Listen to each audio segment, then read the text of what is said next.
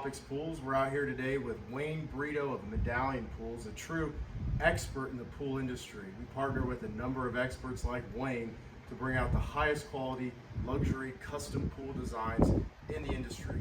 Wayne, tell us a little bit about the project you have out here today in Celina and where you're at in the current steps.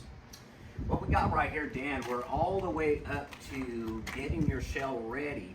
In a remodel situation, some of the things that we guide folks with is to make sure the shell is prepped properly, make sure that the stonework is actually done to our standards.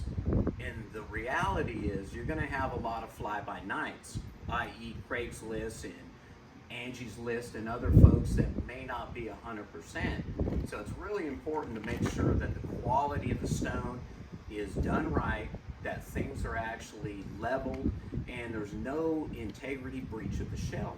That's one of the main issues that people miss on a remodel structure. Very easy to miss on the first go.